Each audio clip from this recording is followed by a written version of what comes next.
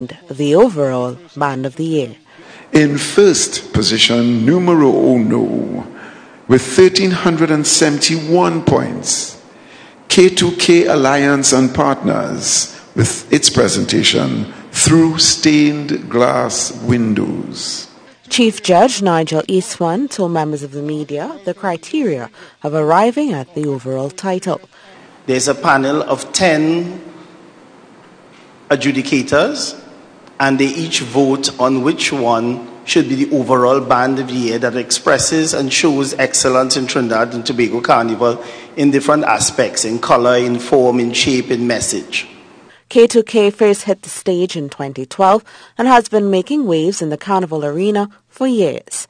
TTT spoke with the co-owners of K2K Alliance, Kathy and Karen Norman, about their win. So many people behind the scenes, the individuals, really don't see.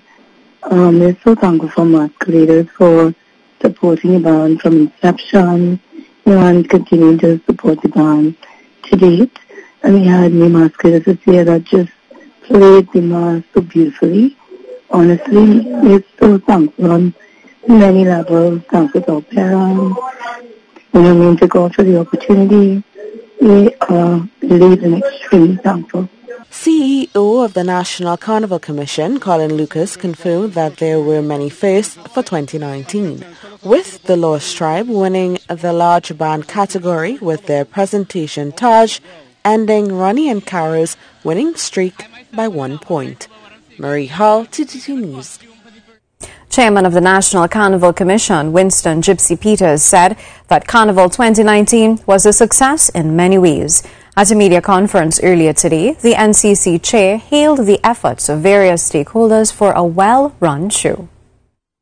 I want to say that I believe that Carnival 2019 was a success in many ways. I want to especially thank our protective services, especially the police service of Trinidad and Tobago, because they really did a magnificent job.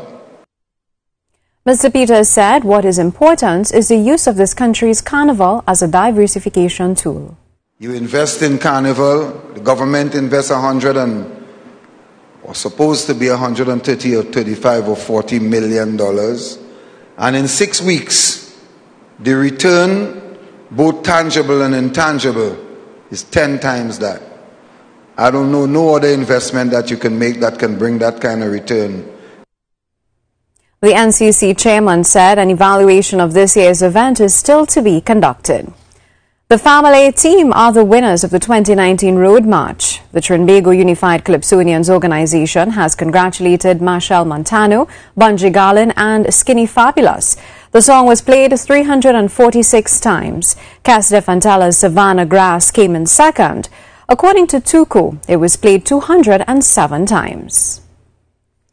Cass, the band, has expressed thanks to the people of Trinidad and Tobago and all masqueraders, both local and foreign, and all who embraced their song, Savannah Grass, and included it in the soundtrack of the country. In a statement today, Cass said, to be included and even considered as a possible road march of the people was an amazing scenario and an additional blessing that they could not have anticipated or prepared for in advance. He extended congratulations to Skinny Fabulous, Machel Montano and Bunji Garlin on their road march victory with family. Commissioner of Police Gary Griffith is defending his decision to bring last lap celebrations on Ariapita Avenue to an abrupt end. At a joint news conference held with Minister of National Security Stuart Young and the Trinidad and Tobago Defence Force, the police commissioner said this year's carnival celebrations went by virtually crime-free. He said while there were a few serious reported crimes, the statistics show that in comparison to years gone by, there was a 16% reduction in the number of incidents taking place over the carnival weekend. He said over the 4-day period up until midnight on Carnival Tuesday, there was 1 homicide recorded.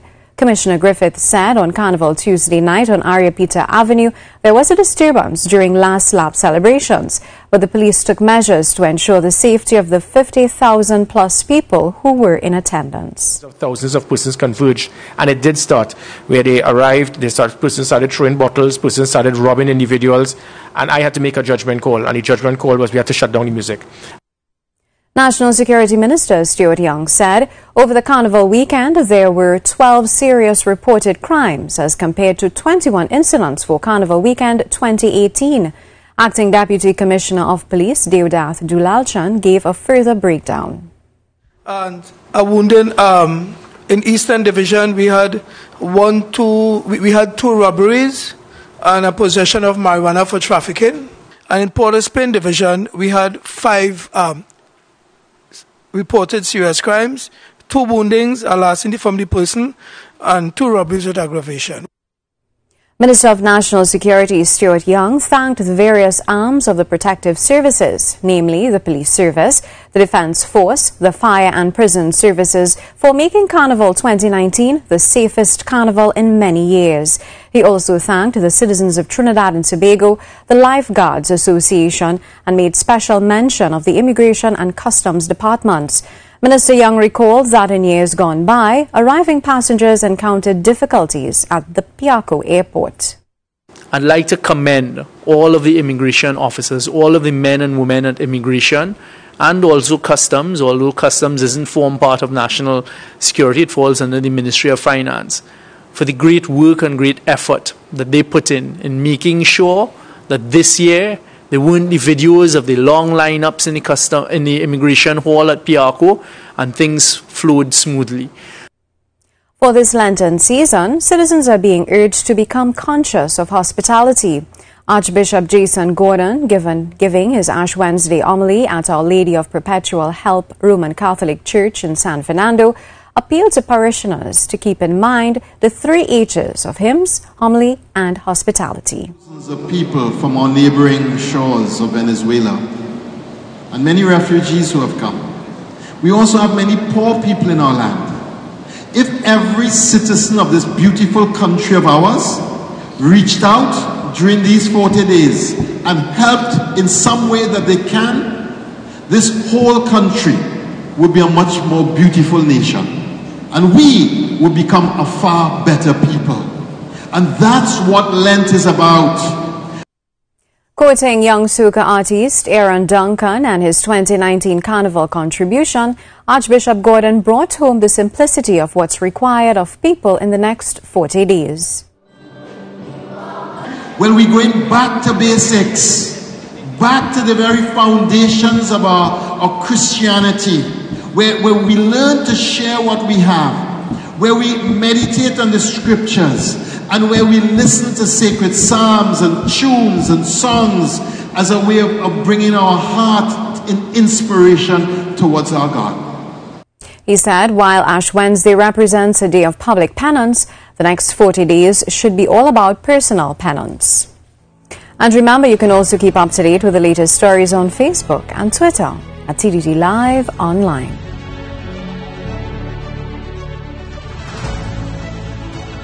More to come. Stay with us. Who cares? Who cares? Who really cares? Who cares? I care, because I know that cancer is the leading cause of death worldwide. Over 7.6 million people die each year, and in 20 years that number is set to triple.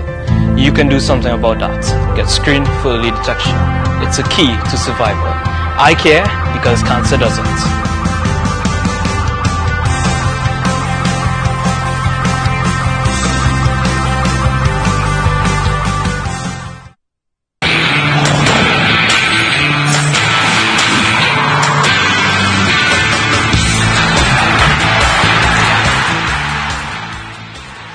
The countdown has started towards this country's big friendly international clash with Wales over in Cardiff.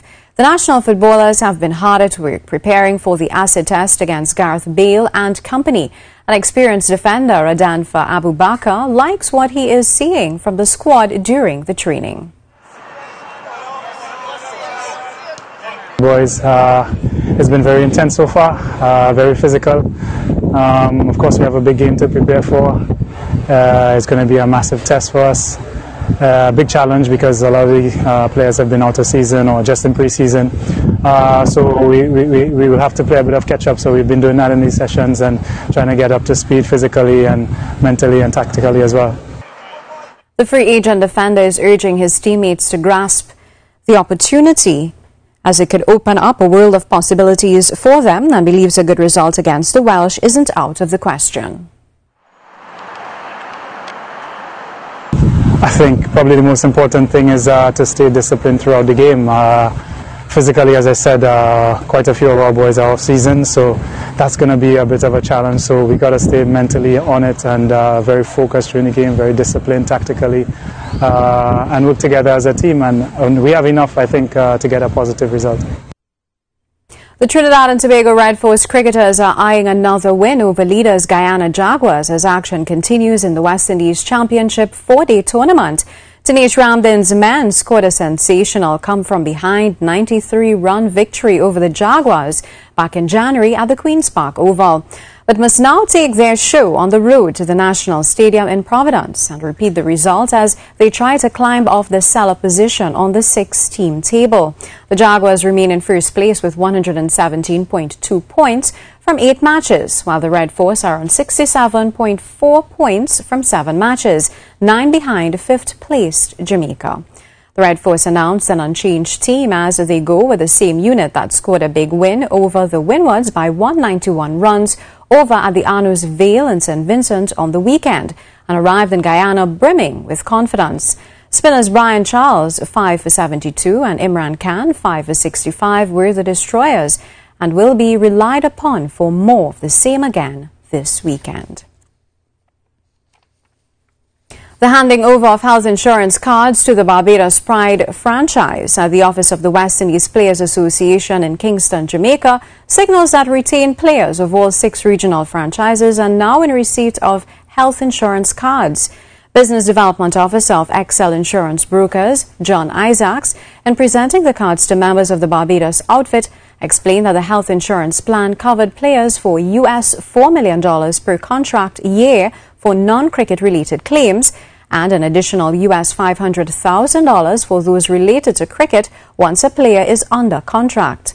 The plan offers 100% coverage for emergency room visits, standard private, semi-private rooms, intensive care units, prescriptions, specialist visits, diagnostics, transplants, physical therapy and rehabilitation, and much more. Unbeaten Fire Service looks primed to lift the Premier Division title in the All Sectors Netball League after another win. As we hear from Ruskin Mark, the ladies in red took aim at Las Lomas this time and came away with a 7th win in succession to lead the standings. The story in this one was the emergence as a key shooter of converted defender Ornella Jack Hill wearing the gold shoot vest. Las Lomas, ranked underdogs coming into this one, kept in touch after trailing by 4 at the end of the first, 11-7. Jack would be their biggest nemesis as she found ways to get open and finish off pre-planned moves. She used her defensive attitude to snare 50-50 balls and give herself some easy shots, which she made. Las Lomas, though, would persist and outscore Fire in the second period 8-6. This allowed them to close the gap to just 2 at the half, 17-15 game in the balance. But Jack Hill stayed hot and didn't allow Las Lomas to get any closer. Then former national shooter Simone Morgan, playing the goal attack, came to the party to help Jack spark a fire surge in the third. She came out with real determination and even did the dirty work under the goal to track down loose balls and help to pad the lead as she finished with 17 of 31 shooting. Then Jack Hill chimed in with another well-taken goal to finish with 25 of her 32 attempts going in, as Fire outscored Las Lomas 15-9 in the third for a 32-24 advantage, with Morgan doing her part.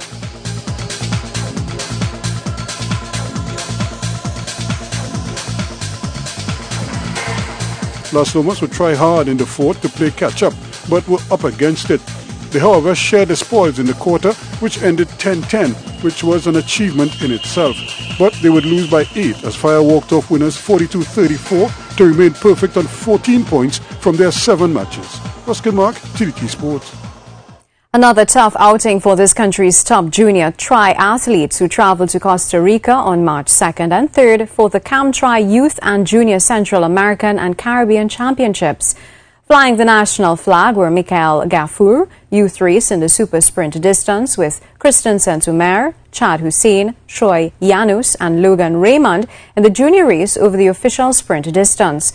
The juniors are currently vying for points to earn a spot at the American Championships, which will be held in Mexico in early May. The race was one of the toughest in the region, comprising a 20K out and back ride course plotted over very hilly terrain. In the end, Gafour placed 11th in the youth race with a time of 43.18 seconds. Logan Raymond clocked 1:16.17 to finish 22nd in the junior race, with Chad Hussein clocking 1:40.55 to place 29th, while Troy Janus had some mechanical problems and did not finish. Kristen Saint-Omer placed 15th among females with a time of 1:31.05. More to come. Stay with us. There's no time like now and no show like ours. Start your day with a smile and view TTT every morning at 6 a.m. as Lisa, Rishi and Carrie keep you in the know with what's trending on social media, the island vibe, and bring you the latest from the worlds of sport, technology, current affairs, and much more. Who says informative can be fun? Now, shaping tomorrow today, weekdays at 6 a.m. on TTT, Talk City 91.1 FM, and streaming live on Facebook at TTT Live Online.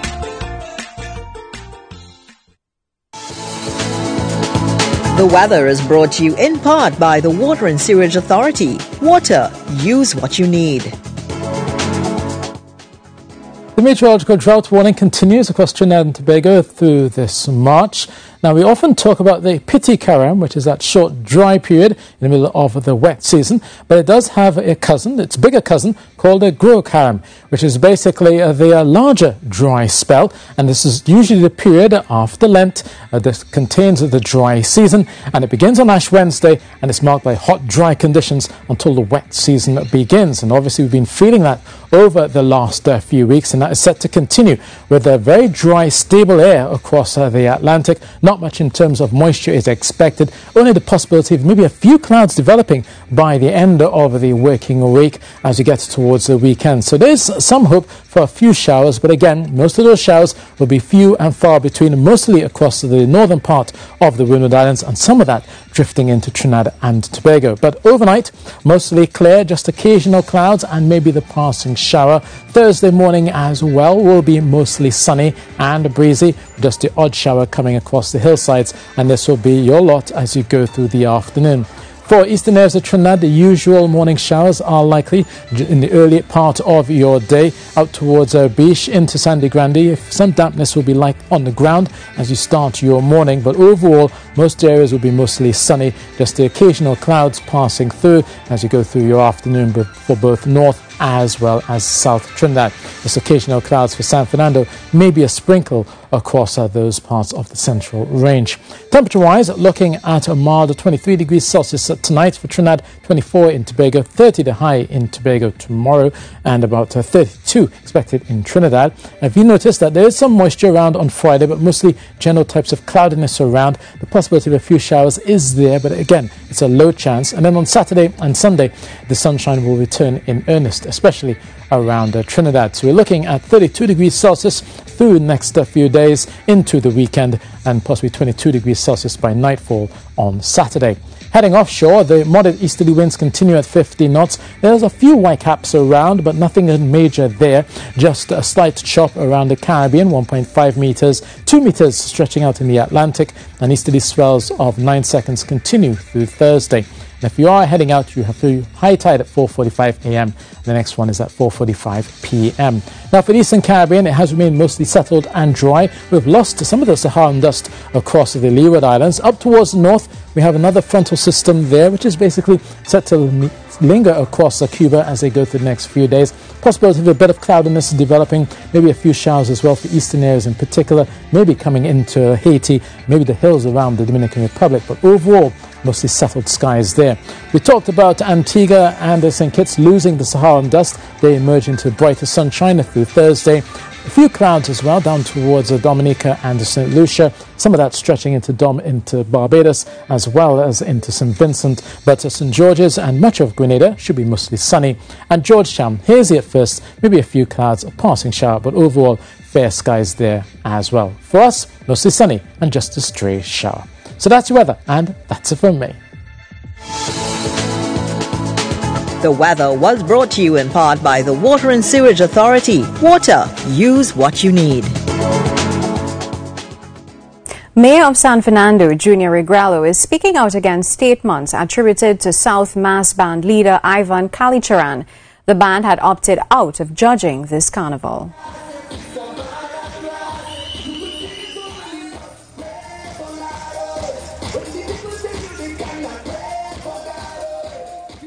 Where he claimed that there was some congestion on Monday on Independence Avenue, and which resulted in him bypassing judging point. I am not familiar with that because the route for the condition on Monday evening would have been Sutton Street onto Mokorapo Street onto Harris Promenade in an east to west direction. And if that is so, and if there was any backlog, then you would be on the library corner somewhere on Mokorapo Street, if that's what it was. The mayor said congestion as an excuse for opting out of judging just does not hold up, especially when he has proof that the decision was taken days ago. So to say, to come now on Carnival Monday and Tuesday and say that the reason you did not appear at the judge's point is because there was a backlog is not true. Because the package that was provided to the customers, to the masqueraders, said that they are not going to the promenade.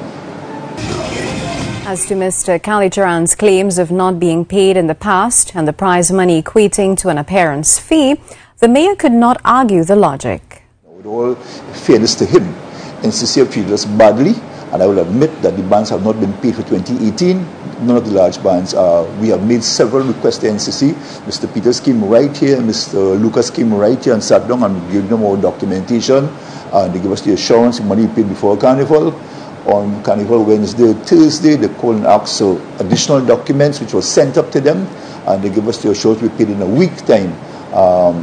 Fortunately, Mr. Peters himself was here on Juve morning, and he said he came to see if what was happening, and he said that additional funding will be forthcoming, and I'm holding into that as to his word. Maracas Beach was filled with many tourists and carnival goers who took to the beach for a day of rest and relaxation.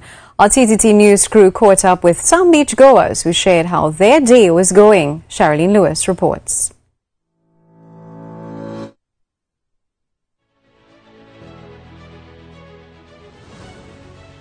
This is News Now on TTT. We do apologize for that technical difficulty. The Ministry of Education says thousands of primary and secondary school teachers turned out to work today, Ash Wednesday, but the number of students were not so impressive. Line Minister Anthony Garcia said this year more teachers came out to fulfill their duty in a greater number than previous years in both primary and secondary schools. In the case of primary schools, 82% of teachers turned out, showing an increase of 3% when compared to last year's attendance of 79%. Meanwhile, secondary school teachers' attendance was even greater at 76% when compared to 71% in 2018. According to the ministry, despite the continued improvement of teachers' attendance, the number of students attending school on Ash Wednesday has slightly decreased, most so at the secondary level. Reports indicate that only 19% of our secondary school students were in their classrooms as compared to 21% last year. Minister Garcia has expressed his dissatisfaction on the low numbers of students attending school. He said once again students have been kept at home. More to come. Stay with us.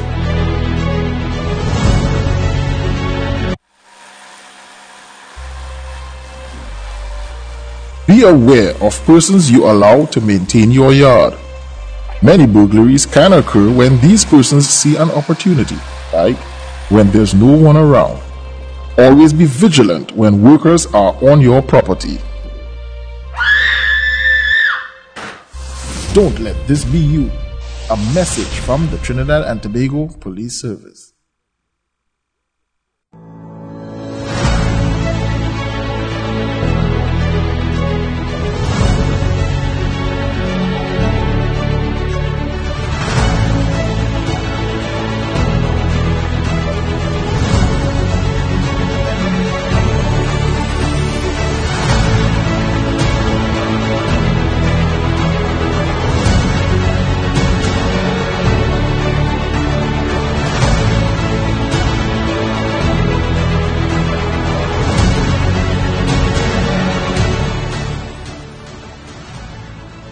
Here's a recap of tonight's top stories. NCC declares K2K Alliance 2019 Overall Band of the Year. This as Tuku announces Family Road March win. Archbishop urges citizens to be more hospitable this Lent. And in sports, Abu Bakr keen to showcase TNT talent in upcoming Wales friendly. That's a wrap on this evening's TTT News. On behalf of all of us here, I'm Verna Bharath. Have a good night.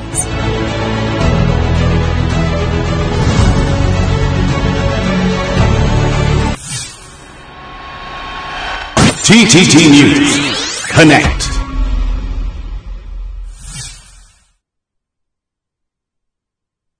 Whether you are on the road or at the beach, preserve our beautiful nation of which we are proud by properly disposing of your waste. Because environmental pride is national pride.